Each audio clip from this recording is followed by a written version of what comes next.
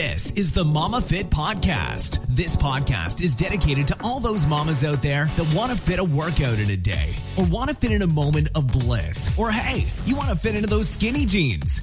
Dana Dieters is the host of Momma Fit Podcast. She's a mother of two beautiful girls, a wife, and entrepreneur. Her passion became her profession when she had a wake-up call about 15 years ago. With the support of others and a positive attitude, she was able to overcome the hurdles in her life. This mama strives to wake up and conquer each day to make it better than the day before. Her passion for business and education to others is what drives this mama to be the best version of Momma Fit. With Dana's background, she hopes to help you with your business, health and fitness needs, family time in the kitchen, and give you motivation and inspiration to tackle your day. And most importantly, to help you fit in your Momma Fit time. Welcome back to the Momma Fit Podcast. This is episode 41. Can you believe this? Oh my gosh, I'm so excited. So my whole goal was to get to 50 episodes by the end of 2017, and it did not happen, obviously. Life got in the way and it got really busy. So this year, my goal is to get to at least 60, and that's by the end of 2018. I'm getting close. So I just have to make sure I get one episode in at least every other week.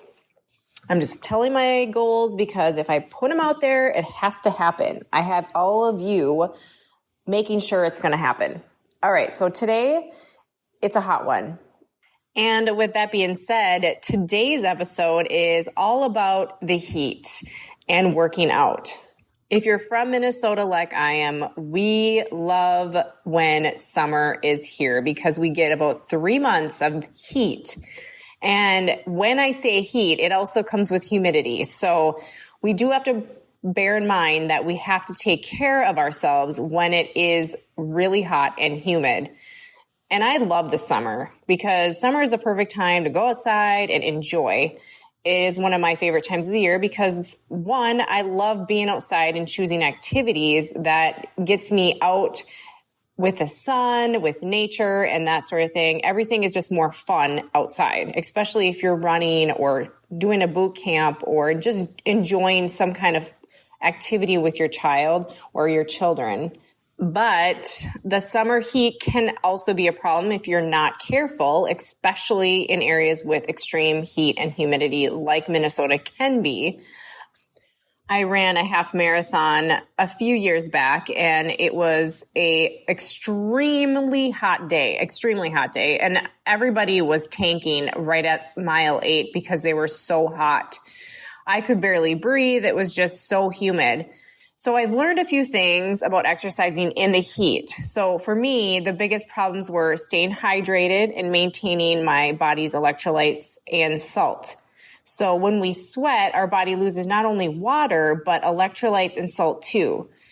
This delicate balance of water and electrolyte is very crucial to keep our body functioning properly. So if we don't drink enough water and we're not careful enough, we can get dehydrated and suffer from lightheadedness and nausea. And if not recognized, dehydration can even result in kidney failure or even in extreme cases, death. But however, if you drink too much water without replenishing your electrolytes, you can also experience hypothermia. This can lead to confusion, nausea, muscle cramps, seizures, or even death in extreme cases. I know I'm talking really awful right now, but you may not be racing in the desert. But there are some things to keep in mind when it comes to exercising in the heat. So number one, the time of day is very important. Unless you're training for an event that takes place in the daytime heat, avoid exercising from 10 a.m. to 3 p.m. It is the hottest part of the day. Generally, the early morning is best time to work out, especially if it's going to be a scorcher that day. Number two, wear loose and light colored. The lighter the color will help reflect heat, and cotton material will help the evaporation of your sweat. You may also want to try the high-tech running shorts or shirts that will help with keeping you cool, and they're often made from materials that meant to breathe a little bit better. Sunscreen, number 3, is a big must. So I use usually SPF 50 just to be safe. It is important to protect our skin. You can get burn and suffer sun damage to your skin even on cloudy days, so remember that. I am an advocate for skin health because I've already had many moles taken off, so please wear your sunscreen.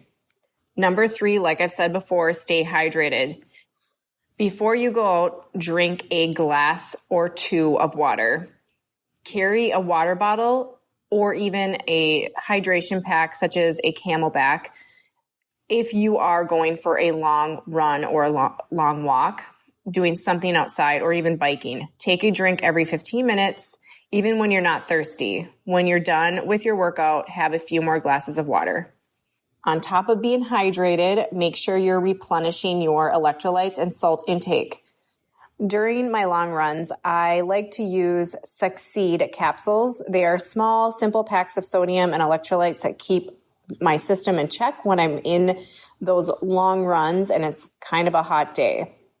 And if you can, choose shaded trails or pathways that keep you out of the sun. That is the best way. But obviously, if you're trying to hit up different areas, it's kind of hard to do that.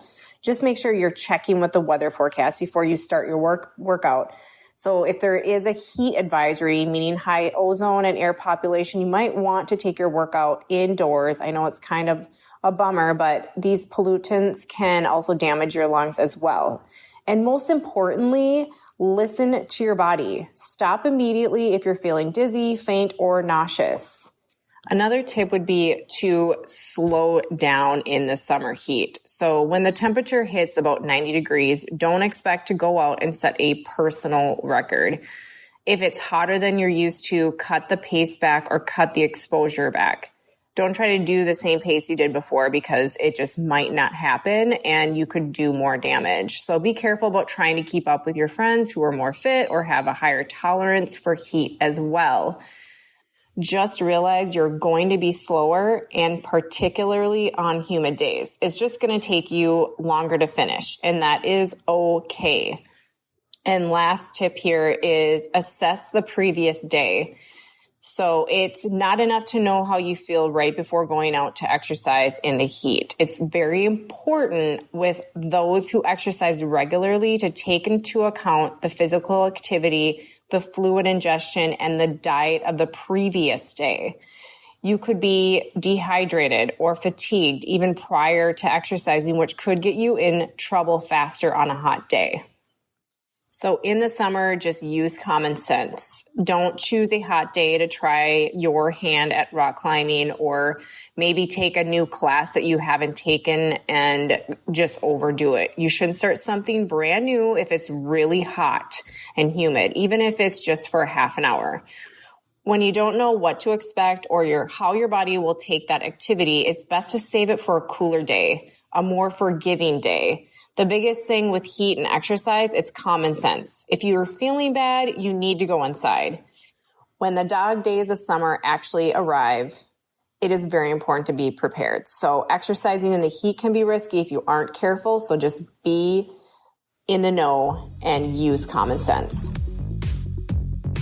Thanks so much for spending your time with the Momma Fit Podcast. Dana is so happy to share her tips and tricks with you. If you loved this podcast, we'd be so happy if you could share this episode with your friends and family. Also, if you have time, please leave us a review of your honest thoughts and reflections of the podcast on iTunes or our app. We'd be so grateful. If you have any topic or suggestion that you want answered, leave those in the comments below and make sure that you fit in your Momma Fit time.